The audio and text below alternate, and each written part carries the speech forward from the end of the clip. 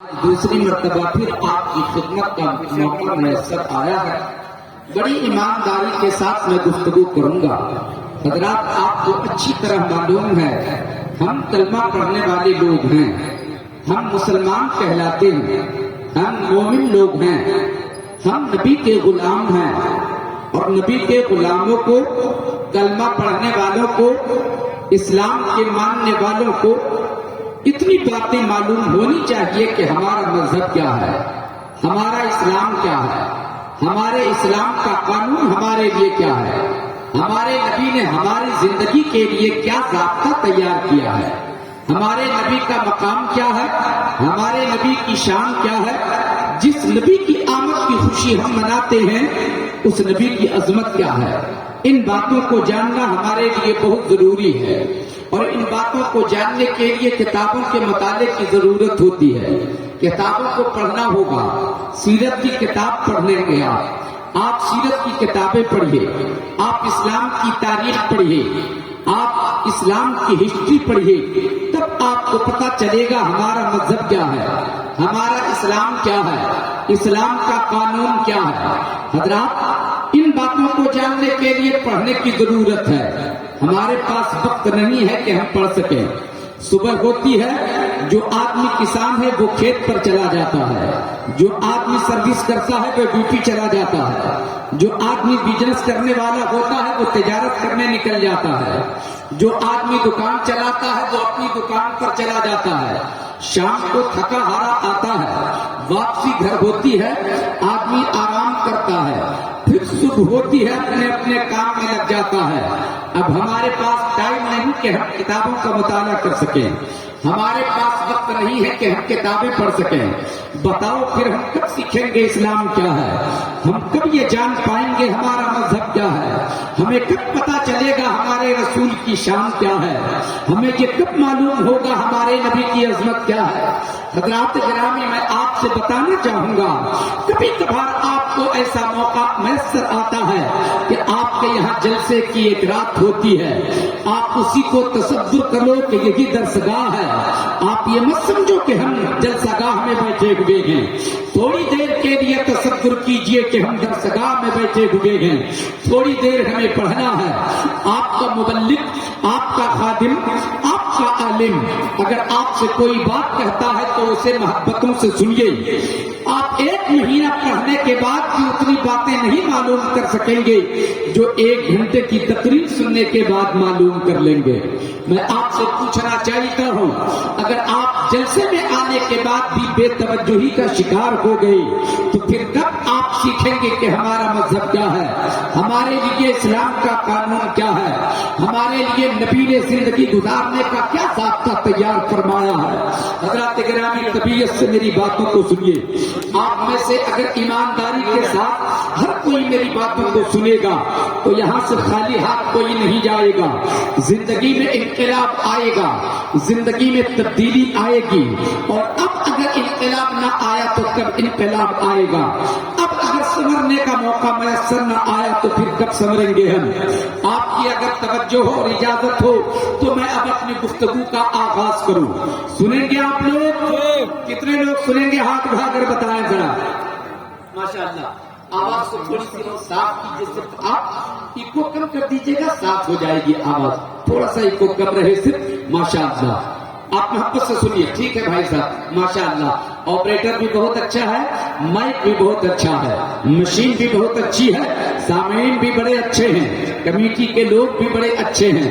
سننے میں آیا ہے کہ کمیٹی میں تبدیلی آئی ہے، نئی کمیٹی کی تشکیل ہوئی ہے، نئے لوگ آئے ہیں۔ میرے دوستوں اور بزرگوں، کمیٹی بدلنا چاہیے۔ جب کمیٹی بدلتی ہے تو اس کے اندر امنگ ہوتا ہے، ان کے اندر حوصلہ ہوتا ہے، کام کرنے کا جذبہ پیدا ہوتا ہے۔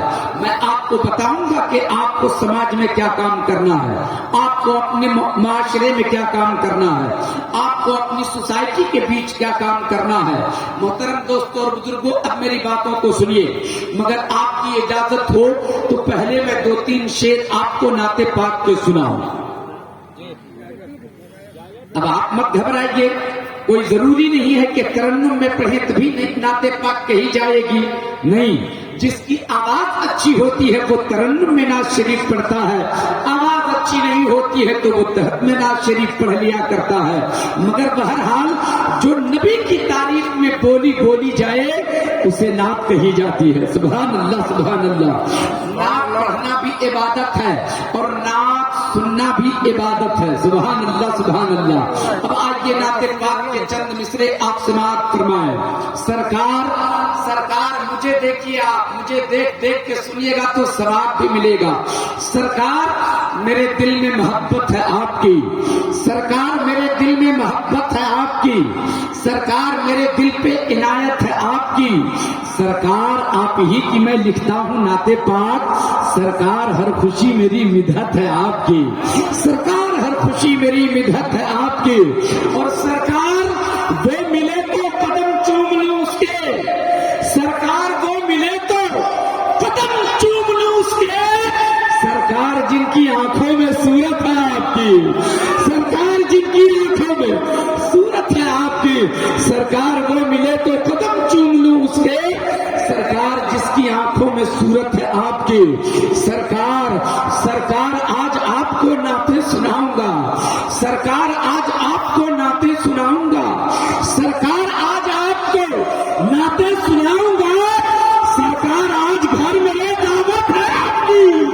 سرکار آج گھر میرے دعوت ہے آپ کی، سرکار آج گھر میرے دعوت ہے آپ کی، سرکار میرے دل میں محبت ہے آپ کی، سرکار میرے دل پہ عنایت ہے آپ کی، اور سرکار کیوں نہ جان لٹاؤں میں آپ پر، سرکار کیوں نہ جان لٹاؤں میں آپ پر، سرکار میری جان امانت ہے آپ کی، سرکار میری جان امانت ہے آپ کی، سرکار میری جان امانت ہے آپ کی، سرکار میرے دل میں محبت ہے آپ کی، سرکار میرے دل پہ عنایت ہے آپ کی، اور یہ شعر آپ تمام لوگوں کی طرف سے اپنے آقا کی بارگاہ میں، سرکار میں برا ہوں بہت ہی برا مگر، سرکار میں برا ہوں بہت ہی برا مگر، سرکار بخشوانا تو عادت ہے آپ کی، سرکار بخشوانا تو عادت ہے آپ کی، نعرہ تکبیر، نعرہ رسالت، سرکار کی آمد، سرکار کی آمد، جشن عید میلاد النبی، نعرہ تکبیر، نعرہ رسالت۔ سرکار میرے دل میں محبت ہے آپ کی، سرکار میرے دل پہ عنایت ہے آپ کی، سبحان اللہ سبحان اللہ۔ توجہ ہے تو اب میں تھوڑی سی باتیں کروں۔ حضرات گرامی، یہ آمد سرکار کے سلسلے میں آپ نے جلسہ سجایا، آقا کی آمد کی خوشی میں آپ نے جشن عید میلاد النبی کا انعقاد کیا، نبی کے نام کا آپ نے جلسہ سجایا۔ حضرات کبھی آپ نے سوچا بھی ہم نے ایسا کام کیوں کیا؟ کیا ہمیں ایسا کرنا چاہیے؟ حضرت آدم بھی آئے مگر ایسی خوشی نہ منائی گئی، حضرت نوح بھی آئے مگر ایسے جلسے کا انعقاد نہ کیا گیا، حضرت ابراہیم بھی آئے مگر ایسی یادوں کی انجمن لوگوں نے نہیں سجائی۔ معاملہ کیا ہے؟ مصطفیٰ آئے تو ہم یادوں کی انجمن سجا رہے ہیں، مصطفیٰ جانے رحمت آئے تو آمد پاک کا جلسہ سجا رہے ہیں، آقائے کائنات آئے تو جشن عید میلاد النبی کا انعقاد کر رہے ہیں۔ میں بتانا یہ چاہتا ہوں، میں آپ کو یہ سمجھانا چاہتا ہوں، دیکھو میرے نبی کا مقام کیا ہے، میرے نبی کی عظمت کیا ہے، ہم سب کے آقا کا مقام کیا ہے، میرے نبی کی شان کیا ہے، آپ ملاحظہ فرمائیں محبتوں کے ساتھ۔ سب سے پہلے تو میں یہ بتاؤں کہ میں کیسے سمجھاؤں کہ میرے آقا کیسے ہیں، میں کیسے بتاؤں کہ آقا کی شان کیا ہے، اس لیے کہ سمجھانے والے نے چاہا تھا کہ تعارف کرائے جائے محمد الرسول اللہ کا، چاہا تھا کہ تعارف کرائے محمد الرسول اللہ کا، چاہا تھا کہ پہچان کرائے محمد الرسول اللہ کی، چاہا تھا لوگوں نے کہ انٹروڈکشن کرائے محمد الرسول اللہ کا۔ حضرت آدم نے بھی نبی کی پہچان کرانا چاہا، محمد رسول اللہ کی پہچان حضرت ابراہیم نے بھی کرانا چاہا، اور اپنے اپنے طور پر سب نے پہچان کرانا چاہا، مگر سچائی یہ ہے کہ کسی نے کما حق ہو مصطفیٰ کی تعریف نہ کیا، کوئی مصطفیٰ کی کما حق ہو تعریف نہ کر سکے۔ شیخ سعدی نے آخر میں آ کے یہ کہا، بادس خدا بزرگ توئی قصہ مختصر، اللہ کے بعد جتنے بڑے مرتبے ہیں وہ سب مصطفیٰ کے مرتبے ہیں، سب میرے آقا کے مرتبے ہیں۔ سبحان اللہ सुभान अल्लाह। मगर आज आपका खादिम भी आपके सामने थोड़ी सी बात रखना चाहता है।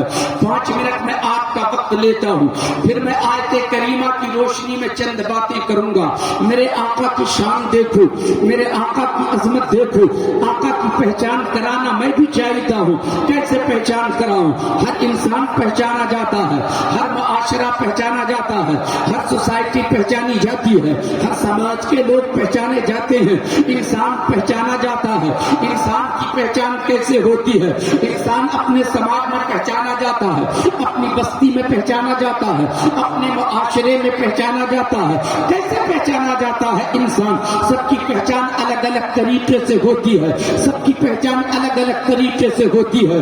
कोई खूबी से पहचाना जाता है, कोई खराबी से पहचाना जाता है, कोई अच्छाई से पहचाना जाता है, कोई बुराई से पहचाना जाता है, कोई इल्म से पहचाना जाता है, कोई तकवे से पहचाना जाता है, कोई ओहदे से पहचाना जाता है, कोई मनसब से पहचाना जाता है, कोई अपने पोस्ट से पहचाना जाता है, कोई दौलत से पहचाना जाता है, कोई गुनाह से पहचाना जाता है, कोई सवाब से पहचाना जाता है। हर इंसान पहचाना जाता है, मगर अपनी खूबी और खराबी से पहचाना जाता है। गौर से सुनिए, जो लोग मोबाइल में मेरी तस्वीर लेके रिकॉर्ड कर रहे हैं, उनसे गुजारिश है कि आप सिर्फ आवाज मेरी रिकॉर्ड कीजिए, इसलिए कि जब आप तस्वीर लेंगे आपका ध्यान मोबाइल के स्क्रीन पे रहेगा कि मौलवी की तस्वीर सही आ रही है कि नहीं, फोटो सही से आ रहा है कि नहीं। इसलिए आपका ध्यान बढ़ जाएगा, आपकी तवज्जो बढ़ जाएगी, आपको मेरी बात समझ में नहीं आएगी, इसलिए कि आप मोबाइल की तरफ ध्यान आपका होगा। तो मैं चाहूंगा सिर्फ आवाज रिकॉर्ड कीजिए ताकि मेरी बात आपको समझ में आ सके। हर इंसान पहचाना जाता है, पहचान की अलग अलग, सबकी पहचान अलग अलग तरीके से होती है। हर आदमी अलग अलग अंदाज से पहचाना जाता है। एक डॉक्टर पहचाना जाता है, अपने नुस्खे से पहचाना जाता है। एक इंजीनियर पहचाना जाता है, अपने हुनर से पहचाना जाता है। एक खतीब पहचाना जाता है, अपनी खिताबत से पहचाना जाता है। एक शायर पहचाना जाता है, अपनी शायरी से पहचाना जाता है। एक नाज़िम पहचाना जाता है, अपनी नज़ामत से पहचाना जाता है। एक इमाम पहचाना जाता है, अपनी इमामत से पहचाना जाता है। एक मुफ्ती की पहचान हो रही है, फतवा नवीसी से हो रही है। एक मुहद्दिस की पहचान हो रही है, इल्मे हदीस से पहचान हो रही है। एक हाजी की पहचान हो रही है, हज करने की वजह से हो रही है। एक नमाजी की पहचान हो रही है, नमाज पढ़ने की वजह से हो रही है। हजरात जाहिल की पहचान हो रही है, उसकी जहालत की वजह से हो रही है। एक आलिम की पहचान हो रही है, उसके इल्म की वजह से हो रही है। एक ताजिर पहचाना जाता है, अपनी तिजारत से पहचाना जाता है। बिजनेसमैन अपने बिजनेस से पहचाना जाता है। एक किसान काश्तकारी की बुनियाद पे पहचाना जाता है। दुकानदार दुकानदारी से पहचाना जाता है। मेरे दोस्तों और बुजुर्गों, हर इंसान पहचाना जाता है, खूबी और खराबी से पहचाना जाता है। कोई सच बोलता है तो सच्चा होने की वजह से पहचाना जाता है, कोई झूठ बोलता है तो झूठा होने की वजह से पहचाना जाता है। कोई शराब में हमेशा मस्त रहता है तो शराबी होने की वजह से पहचाना जाता है। कोई गुनाहों का आदी हो गया हो तो फाहिशा के अड्डे पर जाने की वजह से पहचाना जाता है। सबकी पहचान अलग अलग तरीके से होती है। अच्छाई से पहचाना जाता है, इंसान बुराई से पहचाना जाता है, इंसान खूबी से पहचाना जाता है, इंसान ओहदे से पहचाना जाता है।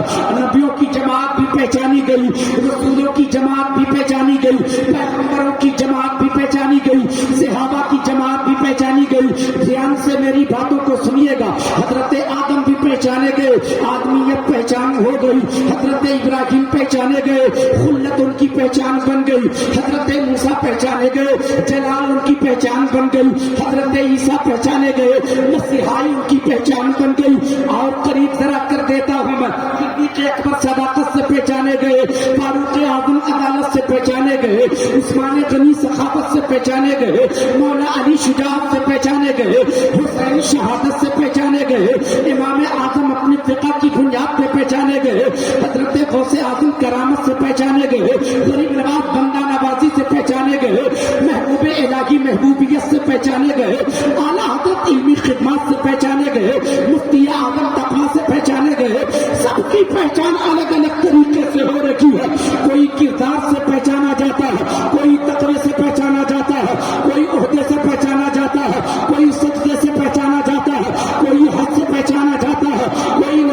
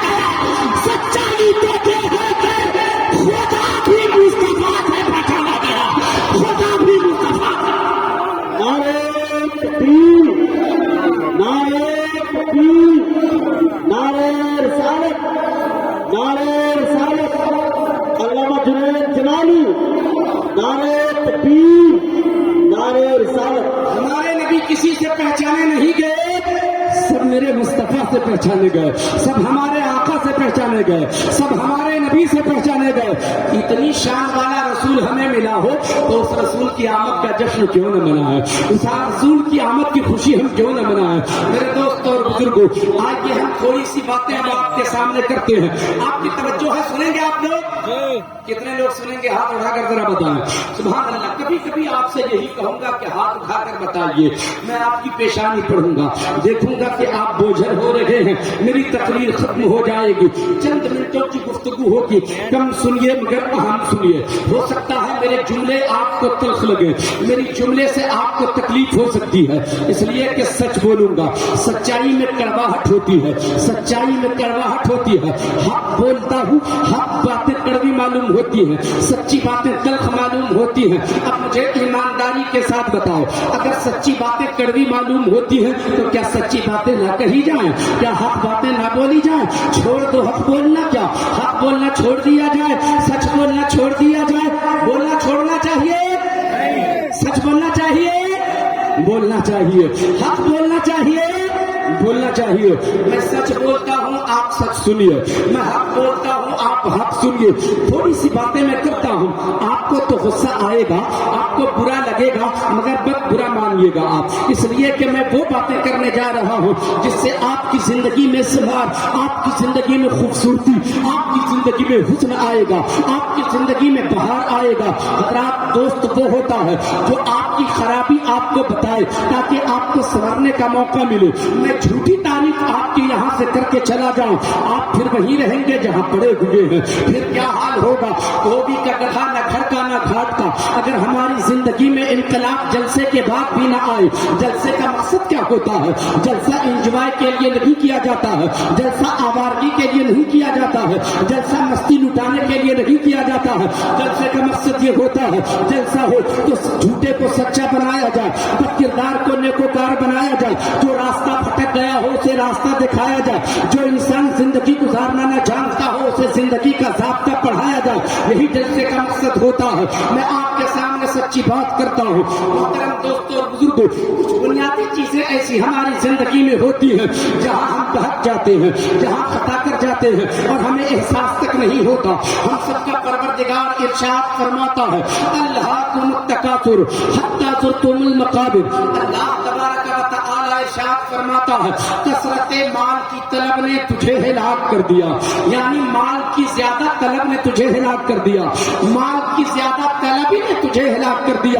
ہم مال کے چکر میں رہتے ہیں، ہم پیسوں کے چکر میں رہتے ہیں، ہم روپوں کے چکر میں رہتے ہیں، ہم صرف مال جمع کرنے کے چکر میں رہتے ہیں۔ اس چکر میں نہیں رہتے کہ خرچ کہاں کرنا ہے، اس چکر میں نہیں رہتے ہیں کہ کس جگہ پہ خرچ کرنا ہے، اس چکر میں نہیں رہتے ہیں کہ مال کو کیسے خرچ کیا جائے جو خدا کی رضا حاصل ہو۔ انسان صرف مال کمانا جانتا ہے، مال جمع کرو۔ پوری زندگی آدمی مال مال کرتا رہا، آدمی مال مال کرتا رہا، دولت دولت تصور کرتا رہا، جمع کرتا رہا، اور خیال یہ رہا جو ہم خرچ کریں گے تو کریں گے، بچا کے اپنے بال بچوں کے لیے رکھیں گے۔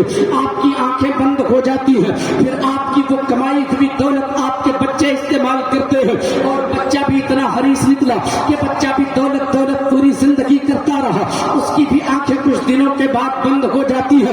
دولت جہاں تھی وہی پڑی کی پڑی رہ گئی، مال جہاں تھا وہیں پڑا رہ گیا، قبر میں کوئی نہ لے جا سکے۔ پروردگار فرماتا ہے، کثرت مال کی طلب نے تجھے ہلاک کر دیا، یہاں تک کہ قبروں میں جا پہنچے، یعنی کماتے رہے، قبر میں چلے گئے، مال پڑا رہ گیا، اس مال سے ہم فائدہ نہ اٹھا سکے۔ میں کہتا ہوں دولت کماؤ، میں یہ نہیں کہتا ہوں مال نہ کماؤ، میں یہ نہیں کہتا کہ دولت حاصل نہ کرو، میں یہ نہیں کہتا ہوں پیسے جمع نہ کرو۔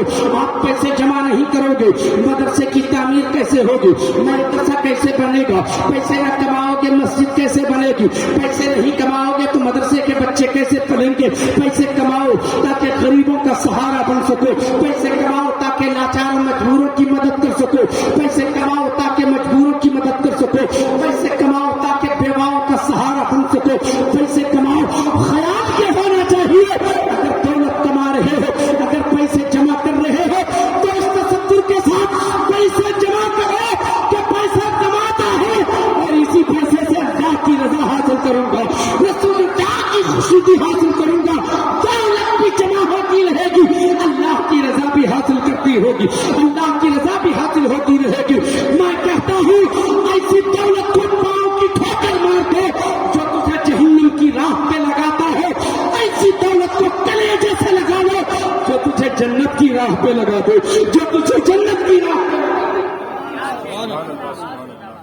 توجہ ہے آپ کی؟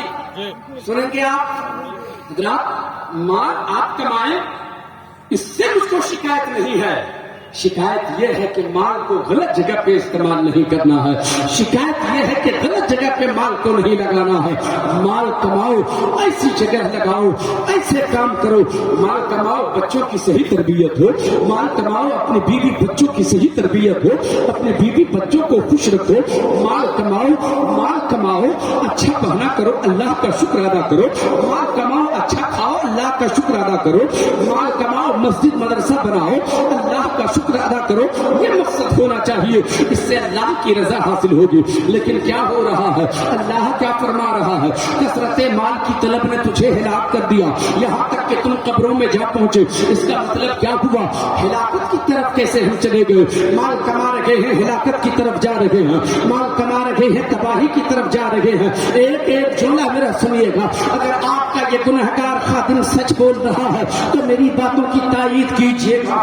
آپ ذرا جائزہ لیجیے اپنے سماج کا، اپنے محلے کا، اپنے شہر کا، اپنے قصبے کا۔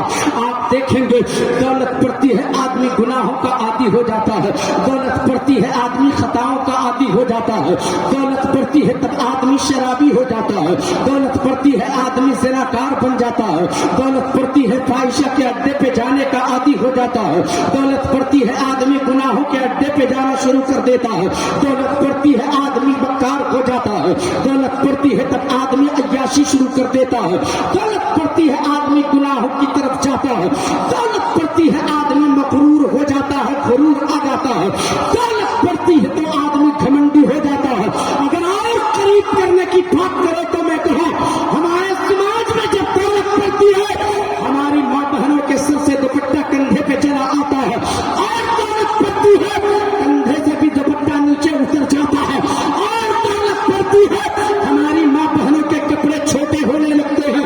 بولو سچ بول رہا ہوں کہ نہیں؟ دولت بڑھتی ہے تب آدمی آوارہ ہوتا ہے، دولت بڑھتی ہے آدمی گناہوں کا عادی ہوتا ہے، دولت بڑھتی ہے تب آدمی خطاؤں کا عادی ہوتا ہے۔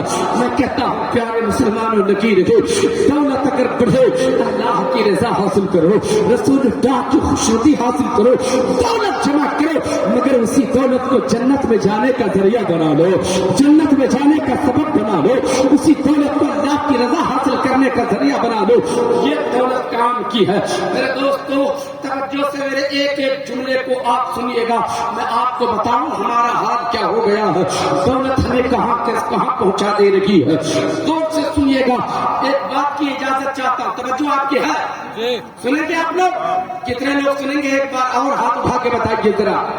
حضرات گرامی یقین مانیے میں ناانصافی نہیں کرتا ہوں اپنی قوم کے ساتھ، کوئی ضروری نہیں کہ صرف یہاں سے میں کہہ کے چلا جاؤں ایک بار سبحان اللہ کہہ دو تو جنتی ہو جاؤ گے، ایک بار درود شریف پڑھ لو تو جنتی ہو جاؤ گے، جلسہ کرا لو تو جنتی ہو جاؤ گے۔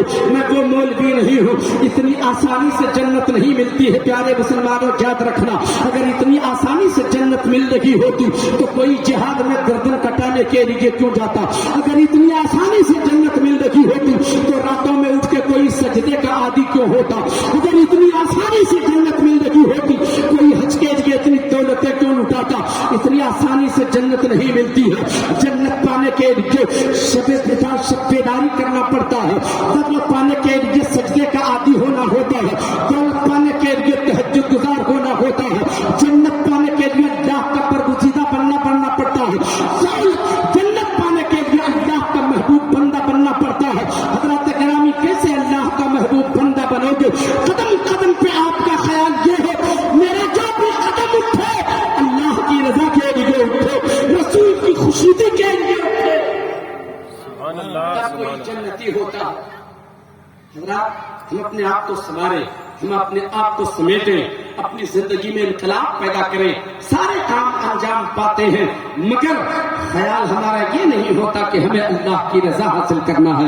ایک بات میں آپ سے کہتا ہوں سنیے ذرا غور سے، ایک فقیر سے کسی نے پوچھ لیا، ایک اللہ والے سے کسی نے پوچھا بتاؤ کافر کون ہوتا ہے اور مومن کون ہوتا ہے؟ غور سے سنیے، کافر کون ہوتا ہے اور مومن कौन होता है? फकीर ने कहा अरे ये तो बड़ा आसान है। कहा आसान है तो समझा क्यों नहीं देते, आसान है तो बुझा क्यों नहीं देते, आसान है तो हमें समझा क्यों नहीं देते।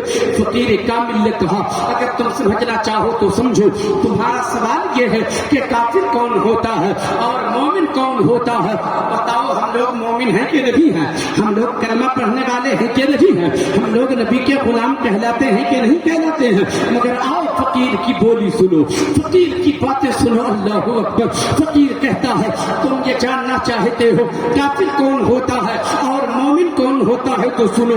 जो काफिर होता है वो अपने मन का काम करता है, वो अपनी मर्जी की जिंदगी गुजारता है, वो अपनी मर्जी का काम किया करता है, वो अपनी तबीयत का काम किया करता है, वो अपनी तबीयत की बातें किया करता है। जो काफिर होता है वो अपनी मर्जी की बात करता है, वो अपनी मर्जी से जिया करता है, वो अपनी मर्जी से चला करता है, वो अपनी मर्जी से सोया करता है, वो अपनी मर्जी से सफर किया करता है, वो अपनी मर्जी से तिजारत किया करता है। जो काफिर होता है अपने मन का मालिक होता है, अपनी मर्जी का मालिक होता है, अपनी तबीयत का मालिक होता है।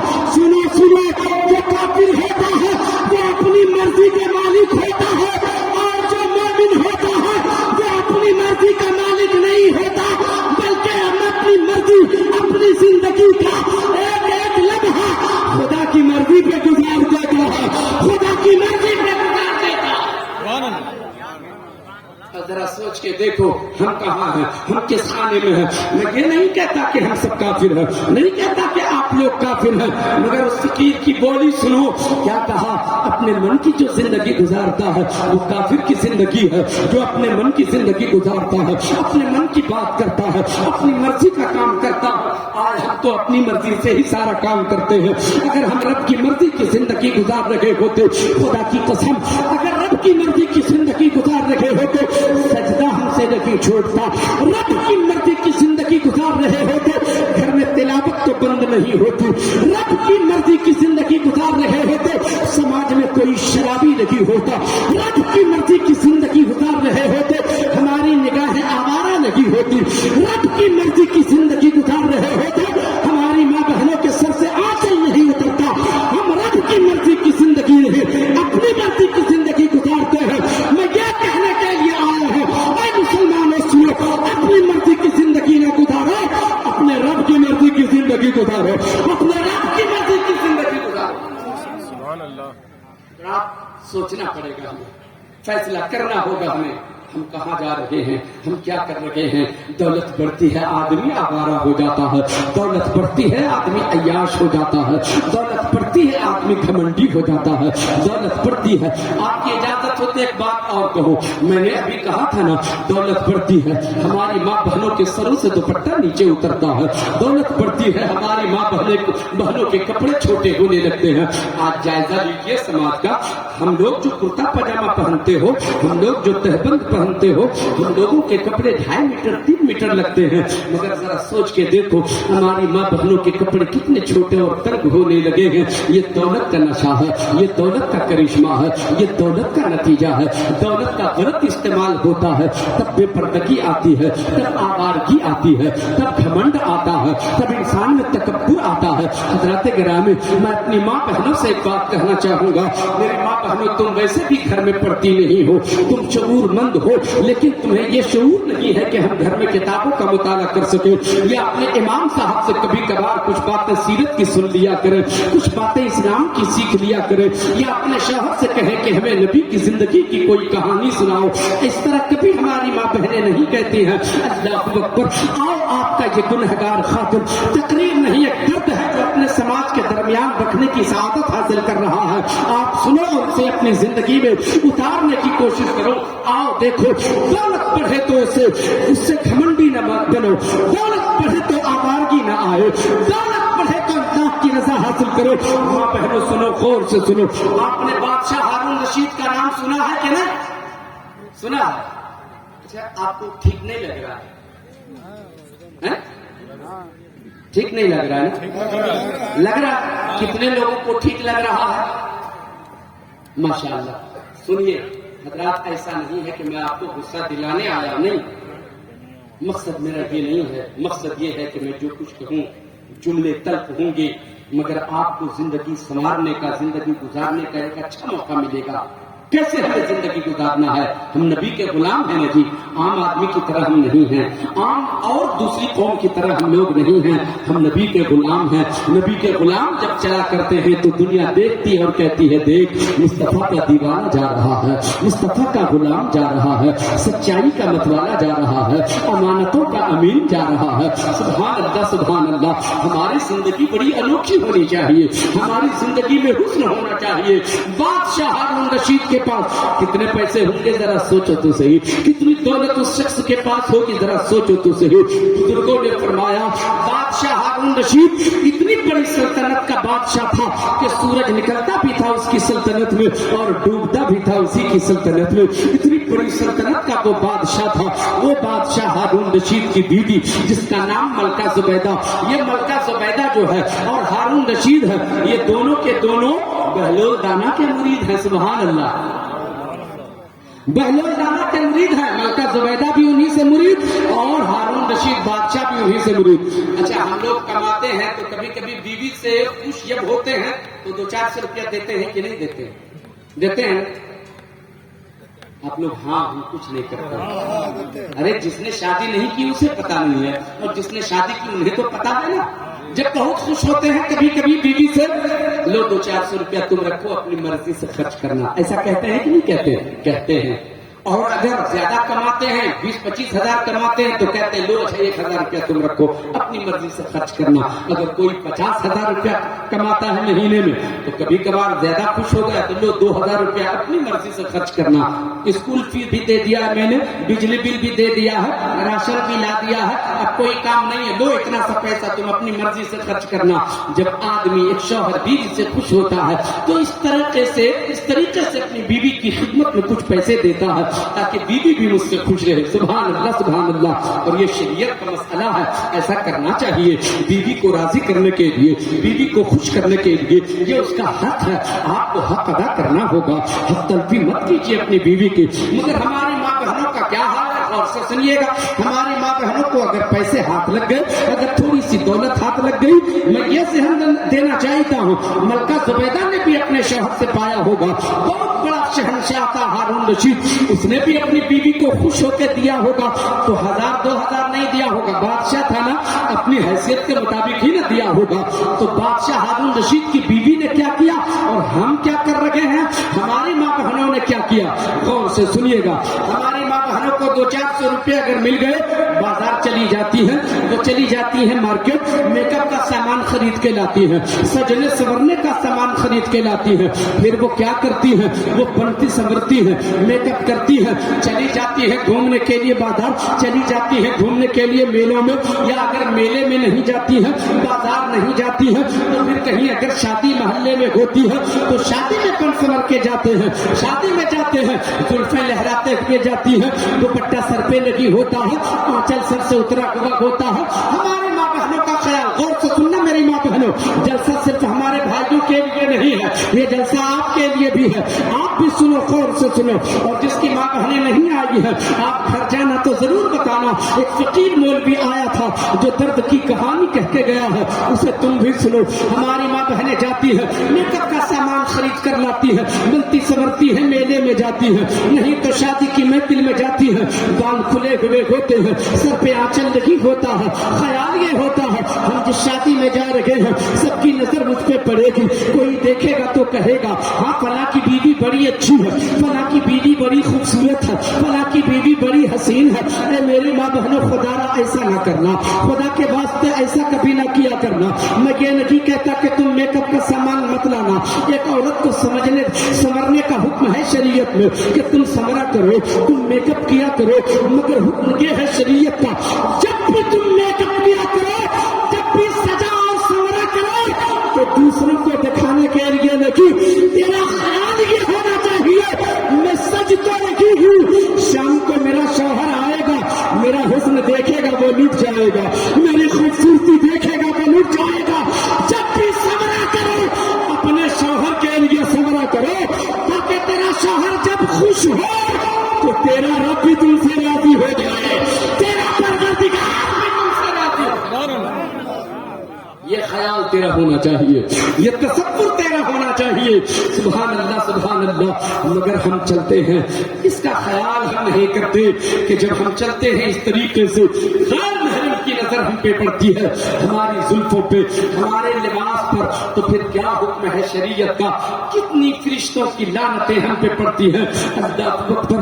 ماں بہنوں, پردوں کا خیال کیا کرو. اور ملکہ زبیدہ کی ایک بات میں سناتا ہوں. اللہ اکبر. مال اگر تیرا شوہر تجھے دے 200-400 روپے کبھی دے تو یہ خیال رکھنا چاہیے کہ ہم کوئی ایسا کام کریں جس سے اللہ کی رضا حاصل ہو, جس سے اللہ کے رسول کی خوشنودی حاصل ہو. میری ماں بہنوں, کبھی تیرا شوہر تیرے گھر پہ نہ رہے اور کوئی ضرورت مند تیرے گھر پہ آ جائے تو جو پیسے تیرے شوہر نے تجھے خوشی سے خرچ کرنے دیا تھا اسی میں سے 150 روپے نکال کے اس غریب لاچار مجبور کی مدد کر دیا کرو. اللہ تم سے راضی ہو جائے گا, تیرے شوہر کی خوشنودی بھی تجھے حاصل ہو جائے گی. تیرا شوہر جب شام کو آئے گا اور تم بتاؤ گی آج آپ گھر پہ نہیں تھے جی, آپ کی غیر موجودگی میں ایک بھکاری آیا تھا, ایک لاچار مجبور آیا تھا, آپ نہیں تھے نا, آپ نے جو مجھ کو 200 روپے دیا تھا 50 روپیہ میں نے غریب کو دے دیا. تیرا شوہر خوش ہو جائے گا. میری بیوی کتنی اچھی ہے, غریبوں کا خیال کیا کرتی ہے. ماں بہنوں آؤ, ملکہ زبیدہ سے ایک بڑی محبت کی کہانی سنو. ملکہ زبیدہ کو بھی ہارون رشید پیسے دیتا ہوگا, اور دیتا ہوگا کیا, دیتا نہیں چاہیے, سب کو دینا چاہیے اپنی بیوی کو خوش کرنے کے لیے. ملکہ زبیدہ کو بادشاہ دیتا ہوگا, اپنی حیثیت کے مطابق دیتا ہوگا, اس نے رکھا ہوگا جمع کر کے. ملکہ زبیدہ نے ان پیسوں کا کیا کیا, ان روپوں کا کیا کیا, اس مال کا کیا کیا, بغداد شریف سے مکہ شریف تک ایک نہر کھدوا دیا. ملکہ زبیدہ نے اپنے شوہر سے پیسہ نہیں مانگا, بادشاہ ہارون رشید سے پیسہ نہیں مانگا, بلکہ جو پیسے اس کے شوہر نے خرچ کرنے کے لیے دیا تھا انہی پیسوں کو جمع کر کے اس نے رکھا تھا, اور انہی پیسوں سے انہوں نے ایک نہر کھدوایا. جانتے ہو کتنی لمبی نہر ہے وہ؟ بغداد شریف سے مکہ شریف تک تقریباً 650 کلومیٹر کا فاصلہ ہے. اللہ اکبر. اتنی لمبی نہر کھدوایا, بہت بڑی رقم لگی ہوگی, بہت دولت اس میں لگی ہوگی, بہت مال اس میں خرچ کیا ہوگا. اللہ اکبر. پوچھو ملکہ زبیدہ سے اتنی دولت تم نے نہر کھدوانے میں کیوں لگا دیا, کیا ضرورت تھی نہر کھدوانے کی؟ ملکہ زبیدہ جواب دیتی ہے, پوچھنے والے سنو, حاجی لوگ جب حج کرنے کے لیے جایا کرتے سواری کا انتظام نہیں ہوتا, لوگ پیدل جایا کرتے تھے. حاجی جب حج کرنے کے لیے پیدل جاتا اور اب کی شدت کی گرمی ہوتی تھی, جب اسے پیاس لگتی تھی وہ دل ملا اٹھتا تھا, میں نے نہر اس لیے کھدوایا تاکہ حاجی حج کرنے کے لیے جائے اور جب اسے پیاس لگے تو اسی نہر سے اپنی پیاس بجھائے تاکہ ہمیں خدا کی رضا حاصل ہو. رسول اللہ کی خوشنودی. اکبر. میری ماں بہنوں, تم بھی اسی طریقے سے اپنے پیسوں کو خرچ کیا کرو تاکہ رضا اللہ کی حاصل ہو, اللہ کی رضا حاصل ہو. اور آپ کا حال تو یہ ہے میری ماں بہنوں, ایک شکایت بھی ہماری ماں بہنوں کی ہوتی ہے. کیا معلوم ہے, امام صاحب کے پاس آتی ہے, بولے کہ نہیں بولے, سب کرتے ہیں. کتنے لوگ سنیں گے ہاتھ اٹھا کے ذرا بتائیں تو. ماشاءاللہ ہماری ماں بہنیں آتی ہیں اور کہتی ہیں امام صاحب کیا بتاوے, ان دنوں میرا شوہر بہت پریشان ہے. ہونا چاہیے, شوہر پریشان ہو تو بیوی کو بھی پریشان ہونا چاہیے, یہی تو محبت ہے. مگر جانتے ہیں شکایت کیا ہے, پریشانی کی وجہ کیا ہے؟ وہ کہتے ہیں کیا بتاوے, پریشان اس لیے ہے کماتا تو بہت ہے مگر بچتا ہی نہیں ہے. بہت کماتا ہے, آتا ہے ادھر سے چلا جاتا, پتہ ہی نہیں چلتا, کچھ بچتا ہی نہیں. کوئی تعویذ دے دیجیے نا, کوئی نسخہ دے دیجیے نا, ذرا دعا فرما دیجیے نا. بیچارے امام صاحب کیا کریں گے, تعویذ دے دیتے ہیں, نسخہ بتا دیتے ہیں, دعا کر دیتے ہیں. مگر حضرات اگر دعاؤں سے سارا کام بننے کو ہوتا تو پھر آدمی محنت کاہے کو کرتا, آدمی کوشش کاہے کو کرتا, آدمی صحیح کاہے کو کرتا, بس دعائیں کرواتا, پوری زندگی دعاؤں کے ہی سہارے گزر جاتی. مگر میری ماں بہنوں نہیں. اور میں نسخہ آپ کو بتاتا ہوں. آپ سے کہا جاتا ہے تم نماز پڑھا کرو, آپ سے کہا جاتا ہے قرآن کی تلاوت کیا کرو. نہ نماز پڑھتی ہو تم, نہ قرآن کی تلاوت کرتی ہو. فجر کی نماز پابندی کے ساتھ پڑھو اور نماز ادا کرنے کے بعد سورہ یاسین شریف کی تلاوت ہر روز کر لیا کرو. 2-3 وقت تو ہے, قیامت کے عادی ہو جاؤ. دیکھو نا, ایک ہفتے میں برکت کا ظہور ہونے لگے گا. آپ کو ایسا لگے گا کہ کیا ہو گیا میرے گھر میں, ابھی تو تلاوت شروع کیا تھا, ابھی تو نماز شروع کیا تھا, اب یہ برکت آنے لگی ہے. مگر کیا کہتی ہے, کیا بتاوے حضرت, کیا بتاوے, ٹائم ہی نہیں ملتا ہے, نماز پڑھنے کا وقت ہی نہیں ملتا. صبح اٹھتی ہوں نا, برتن دھوتی ہوں, آنگن صاف کرتی ہوں, آنگن میں جھاڑو لگاتی ہوں, آنگن کی صفائی ہوتی ہے, برتن کی صفائی ہوتی ہے, کپڑوں کی صفائی ہوتی ہے, شوہر کے لیے ناشتہ بناتی ہوں, ان کو جانا پڑتا ہے ڈیوٹی, ان کو جانا پڑتا ہے کھیت پہ, اور اگر بچوں کو اسکول جانا ہے تو اس کے لیے ٹفن بھی تیار کرنا پڑتا ہے. ٹائم گزر جاتا ہے, وقت ہی نہیں ملتا. کب نماز پڑھیں گے, کب تلاوت کریں گے؟ ماں بہنوں سے میں کہوں گا تم اب ذرا شروع کر کے دیکھنا, شروع کر کے دیکھنا کیسے ٹائم ملتا ہے. مثال کے طور پہ تم 6 بجے اٹھتی ہو اور 8 بجے تک میں یہ سارا کام تمہارا نمٹتا ہے. تم فجر کی نماز پڑھو, پابندی کے ساتھ قرآن کی تلاوت کے عادی ہو جاؤ, تیرا سارا کام 7:30 بجے تک تمام ہو جائے گا. یہ قرآن کی تلاوت کی برکت ہوگی کہ ٹائم ہی ٹائم ملے گا, ادھر برکت بھی ہو جائے گی, سارا کام بھی تیرا نکل جائے گا. مگر تم وہ کرتی نہیں ہو. آؤ ملکہ زبیدہ سے سیکھو, قرآن کی تلاوت خود نہیں کرتی ہو, نہ کرواتی ہو. آؤ ملکہ زبیدہ پابندی کے ساتھ اپنے گھر میں قرآن کی تلاوت کرتی تھی. اتنے بڑے بادشاہ کی بیوی ہے, مگر 300 خادمہ کو خریدا اس نے, 300 خادمہ, 300 کنیز کو خریدا, اپنے پیسے سے خریدا, ہارون رشید سے پیسے نہیں مانگا تھا. 300 خادمہ کو خریدا, سب کے سب قرآن کی حافظہ ہیں. سبحان اللہ, جتنے کو خریدا تھا سب قرآن کی حافظہ ہے. سب کو بلا کے لایا, اپنے محل میں جمع کیا, کہا سنو تم لوگ, جہاں میں رہوں گی وہی تم لوگوں کو رکھوں گی, جو میں کھاؤں گی تم لوگوں کو بھی وہی کھلاؤں گی, جو میں پہنوں گی تم لوگوں کو بھی وہی پہناؤں گی.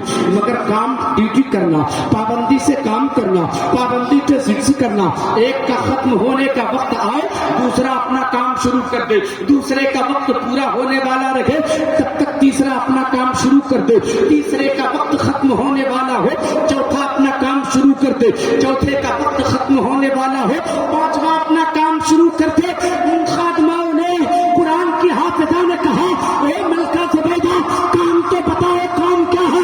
ملکہ زبیدہ کہتی ہے, اے حافظہ قرآن, اے قرآن کی حافظہ خادمہ, تم لوگوں کا کام کیا ہے؟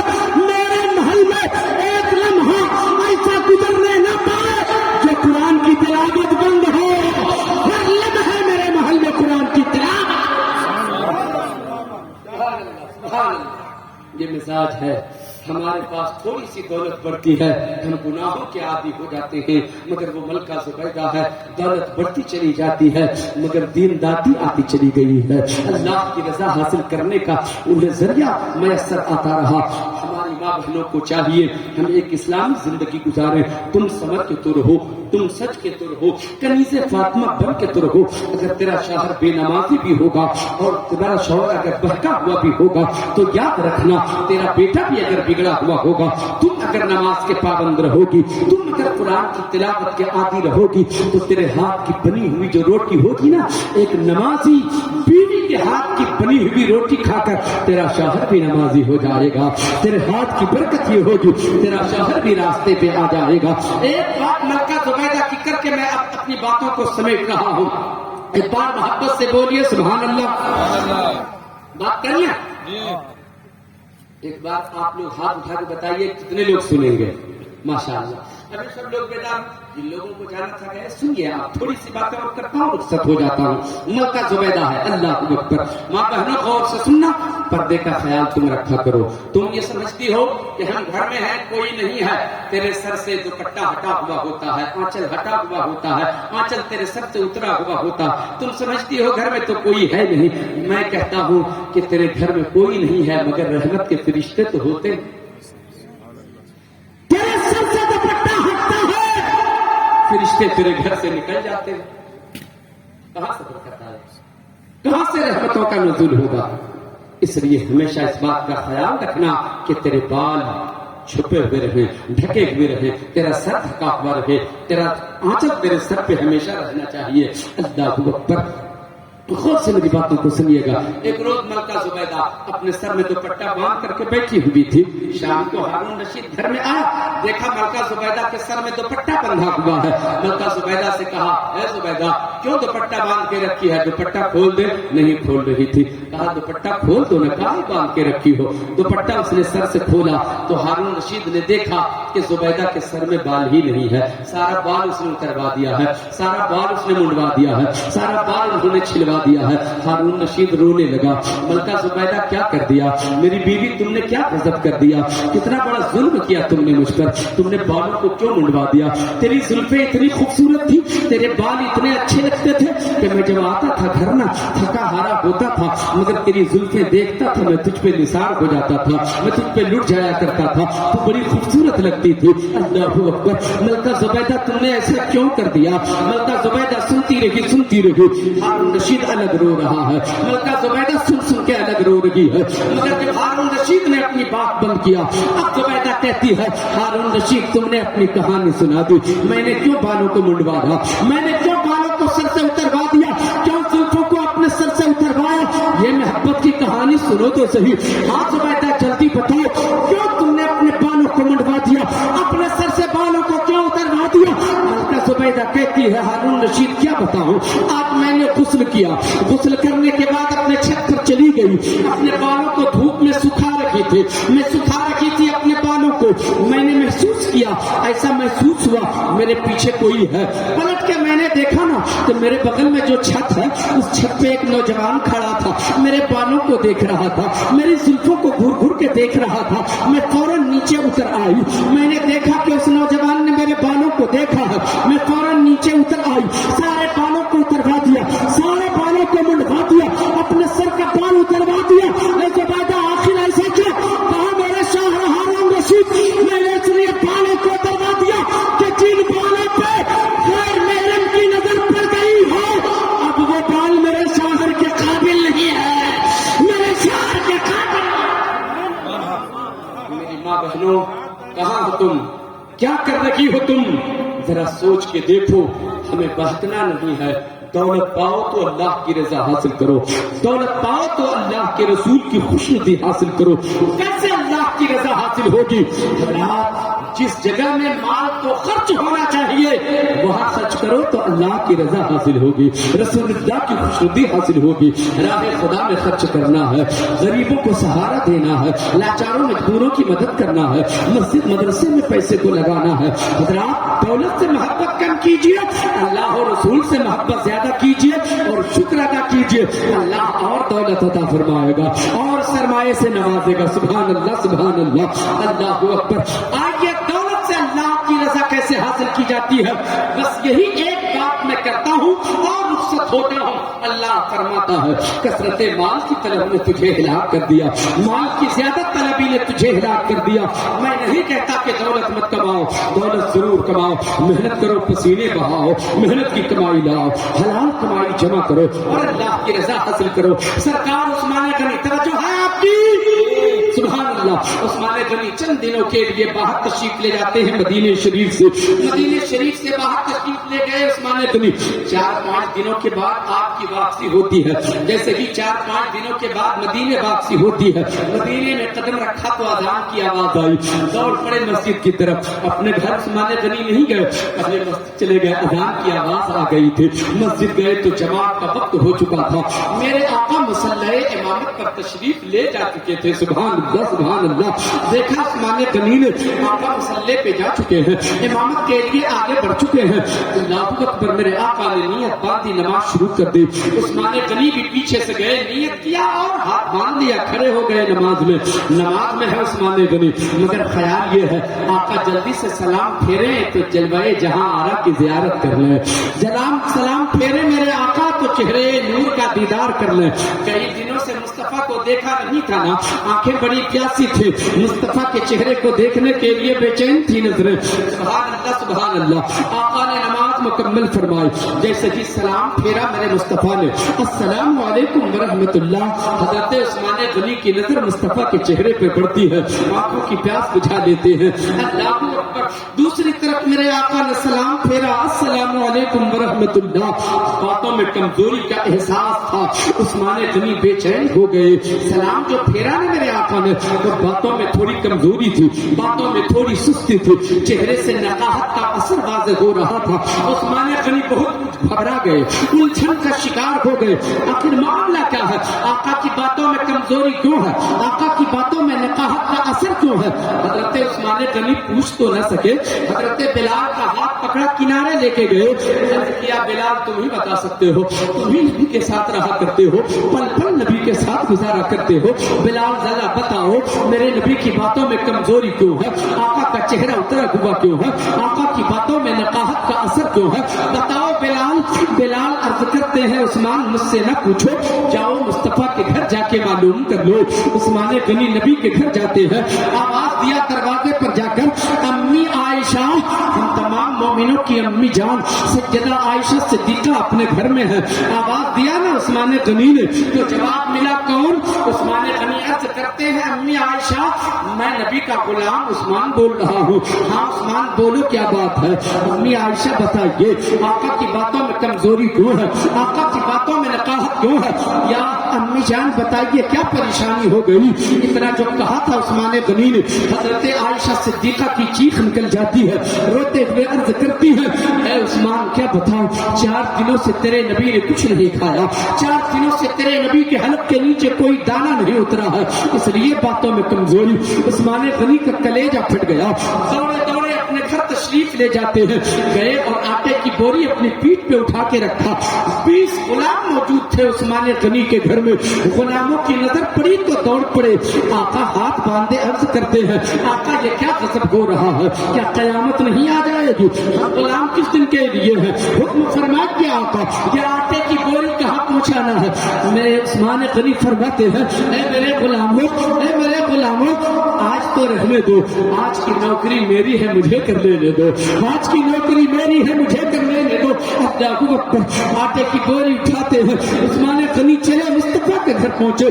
जाने के बाद पहले आंगन को साफ किया, सफाई करते हैं, आटा गूंथते हैं, सालन तैयार करते हैं। अब उसके बाद चूल्हा जलाते हैं, चूल्हे में फूंक मार रहे हैं। सैयदा आयशा सिद्दीका इरशाद फरमाती है, मैं पर्दे की ओर से देख रही थी, उस्मान गनी झुक झुक के चूल्हे में फूंक मार रहे थे, आंखों से पानी निकल रहा था, दाढ़ी मुबारक से धुआं निकल रहा था।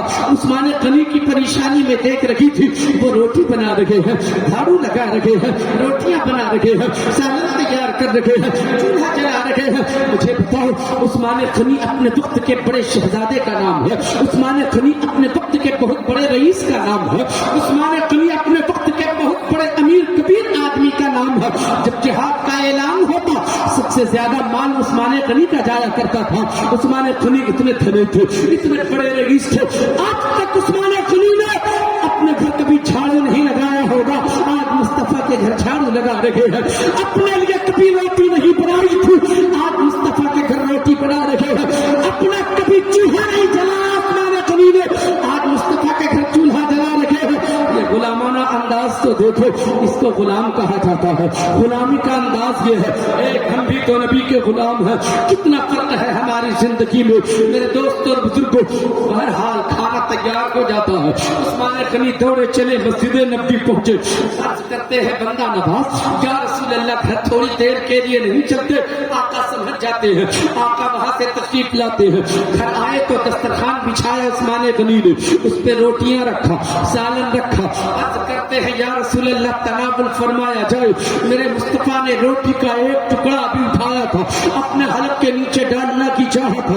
उधर सैयदा आयशा सिद्दीका की भी चीख निकल जाती है, मुस्तफा की भी आंखें अश्कबार हो जाती है। उस्मान गनी भी रोने लगते हैं। रोटी का टुकड़ा हलक के नीचे क्या उतारा है, कलेजा फट जाता है उस्मान गनी का, दहाड़े मार कर रोने लगती है सैयदा आयशा सिद्दीका। मेरे दोस्त तो बर्दाश्त न कर सके उस्मान गनी। 600 दिनार उस्मान गनी की जेब में उस वक्त मौजूद थे। 600 दिनार भी अपनी जेब से निकाला, दस्तरखान पर रखा, अर्ज किया, या रसूल अल्लाह, इसे भी कबूल फरमा लिया जाए। मेरे आका इरशाद फरमाते हैं, उस्मान इसकी क्या जरूरत है, इसे रख लो। उस्मान अर्ज करते हैं, या रसूल अल्लाह, नहीं, इसे कबूल फरमा लिया जाए। मेरे आका फरमाते, नहीं, तुमने रोटी बना दिया, मैंने तनावुल कर लिया ना। उस्मान